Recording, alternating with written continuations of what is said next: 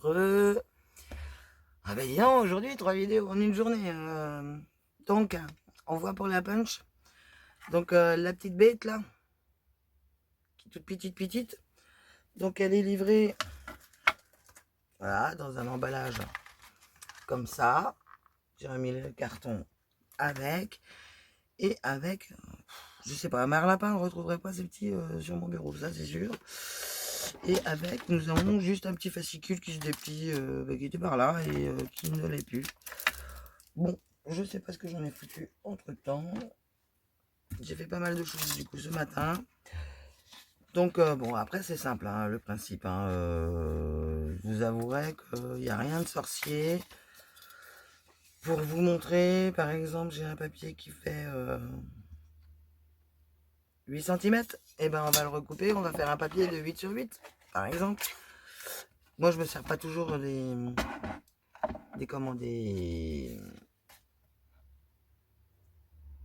cotes qu'il y a là-dessus, où là on retrouve la carte, la dimension de la carte qu'on a réalisée, qu'on veut mettre dans l'enveloppe, la dimension du papier pour faire l'enveloppe qui va autour de cette carte, et le premier punch, parce que c'est tout ce qu'on a besoin. Voilà, c'est cette dimension-là. Là, c'est marqué en inch sur celle-là, et sur le petit, sur le petit fascicule, c'est marqué en centimètres. Mais après, une fois qu'on a capté le principe pour faire les enveloppes, sinon il y a un convertisseur, éventuellement, je pourrais vous donner un lien, voilà, qui existe. Stampinoff en a fait un. Peut-être que je vous mettrai celui-là parce qu'il est quand même mieux fait vu qu'il est en français. Il est en français, au fait, ou c'est mon traducteur qui le met en français, je sais pas. Je vais pas vous dire de bêtises. Donc après la 1, 2, 3 punchboard, c'est exactement le même principe. La punchboard enveloppe, la punch enveloppe, c'est le même principe. Euh, peu importe en fait la machine qu'on a, vous allez voir, c'est pas très compliqué. Je vous mets en position, j'espère que vous allez voir. Je vais pas vous dire dites-moi parce que voilà, je vais venir un petit peu sur l'extérieur. Donc on a dit que celle-ci faisait 8, il me semble.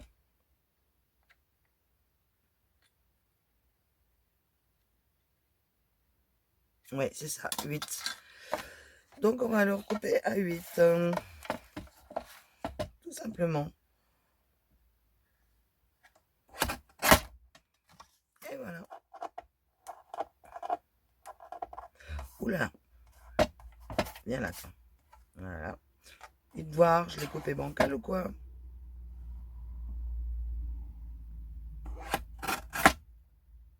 Ouais, il était bancal. C'est ça. Donc, 8. On prend le petit outil. Alors, quand on fait des chiffres comme ça, c'est pas compliqué. On a coupé à 8, donc on se met à 4. Voilà. Quand c'est pour faire des enveloppes de décoration, ensuite on fait un quart de tour. Voilà.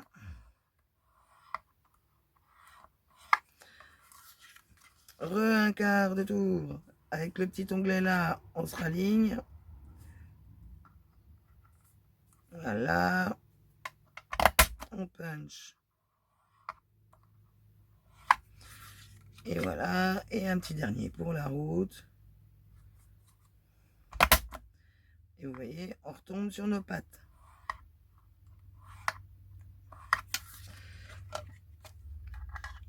Ça, hop, on n'en a plus besoin. Les petites machines. Hop là. Pouc, in the poubelle.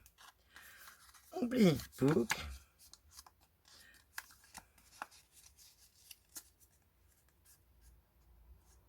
Les deux. On punch sur l'avant. Pouc.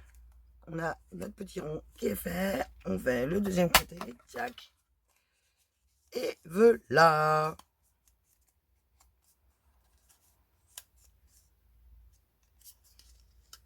Une petite enveloppe de fête. Voilà. C'est pas plus compliqué que ça.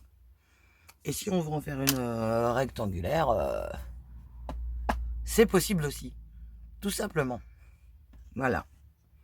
Je vais vous prendre des côtes d'une rectangulaire, je vais mettre en pause et je reviens tout de suite après pour faire avec vous sur une enveloppe pour qu'elle soit rectangle. Voilà, parce que vous verrez que c'est le même principe. Allez, à tout de suite. Alors, me revoilà. J'ai été vous chercher les 3 machines, du coup, j'en ai sorti une du carton en vente. Donc, vous voyez la taille des 3 différentes machines.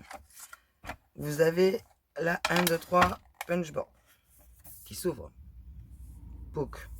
Avec le truc des échelles. Alors, celle-là, elle est grande. Et vous pouvez travailler sur des grands papiers grâce à son bras qui s'allonge. Voilà.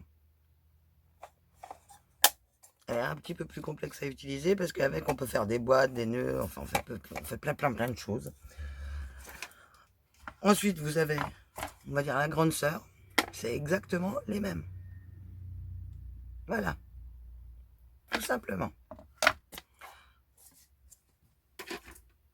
Et sauf que on travaille sur un papier moyen, on est quand même limité. Donc j'ai pris une feuille de 18 de chaque côté. Ils me disent de faire un punch à 7. Il est où? Je ne l'ai pas sorti, tout va bien. Donc, un punch à 7. Donc, vous voyez, c'est ce qui se passait avec la grande. On est très limité rapidement dans les tailles en fait de celle-là. C'est ce que je voulais vous faire voir. Donc, hop, j'ai fait mon trait. Hein.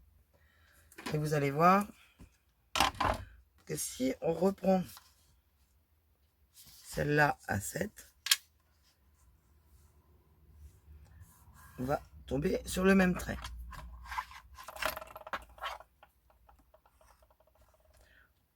Ah bah même pas. Je prends leur centimètre.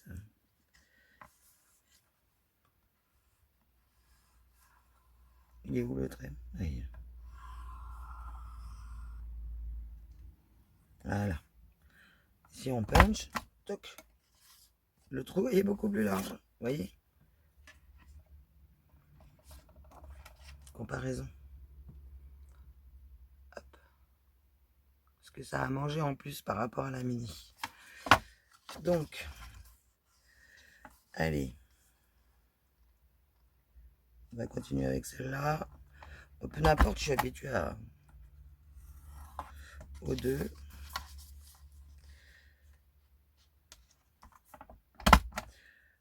On fait tout simplement une enveloppe rectangulaire. Voilà.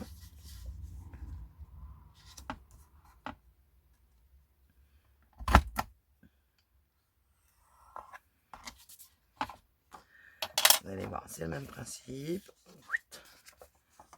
Hop, hop. Voilà, du coup, j'ai 2 marques. Je vais mettre dedans. Touc. Et là.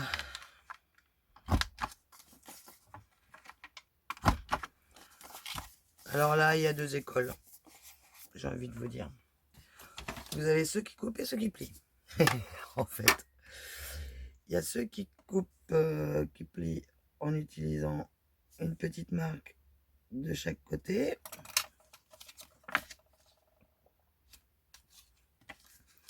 C'est souvent ce que je fais.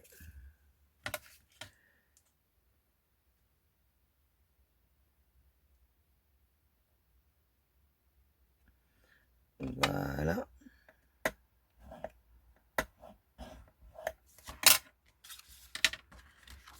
Et hop.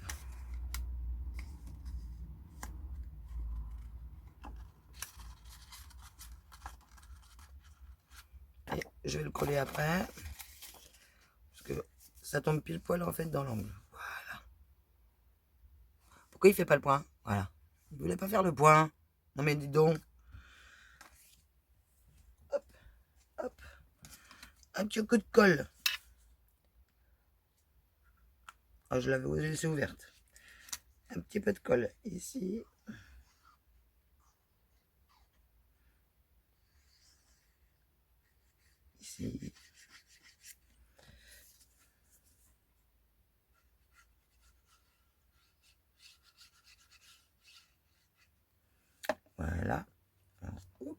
Tac. Et hop.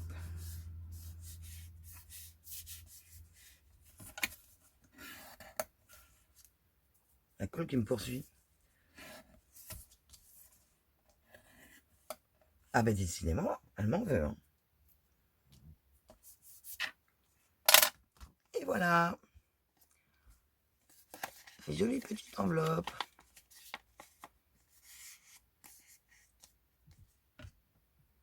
Tout simple. Bon bah j'espère que ça aura dépanné.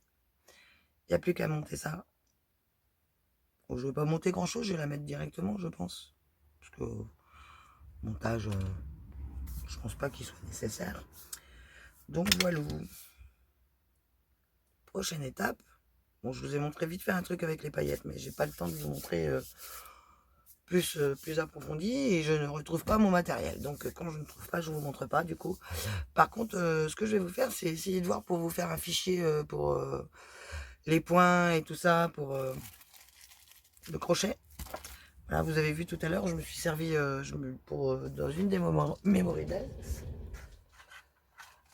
Je me suis servi d'une de mes petites fleurs. Ah bah j'ai pas pris la bonne. D'une de mes petites fleurs en crochet que j'ai faite. Voilà. Avec une petite perle que j'ai rajoutée au milieu. Voilà. Donc voilà. Et ben j'ai envie de dire, on se retrouve du coup sur le site, sur le groupe. Si vous avez des questions à poser, vous pouvez les poser. Si vous voulez apprendre à faire des enveloppes boîtes, je vous expliquerai, il n'y a pas de souci. Là, c'était pas très compliqué. Hein, vous voyez, là, du coup, j'ai pris la grande. Donc, je vais vous montrer avec la grande. Un papier de 18 sur 18. Bon, là, 18,1. C'est indiqué ici. Donc, c'est pour une carte qui fera 7,6 sur 14. Et j'ai punché à 7. Voilà. Le premier punch. Et après, comme on tourne, ça se fait tout seul. Ici, alors je sais pas celle qui correspondrait vu que moi j'ai l'autocollant. 7, non 18 on a dit. 18, bah, ça correspond à 7 inches sur 7. Donc là ça s'arrête à 6 1 quart. Donc ici. 6, non 6 1 quart. Donc là. Non 6 1 quart. Là. Ici. Au niveau de ma table. Donc au niveau d'une règle, celle-ci n'a pas les inches, c'est toujours plus mal.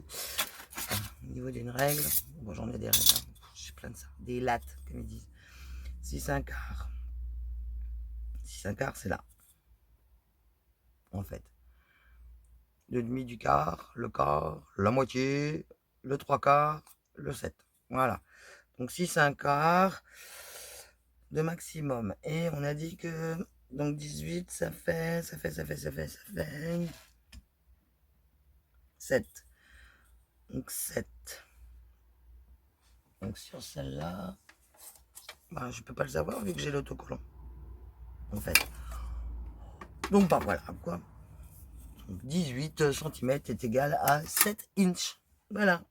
On sait grâce à la glace mat. Voilà. Bon bah je vous fais des bisous et je vous retrouve sur le groupe. Bisous.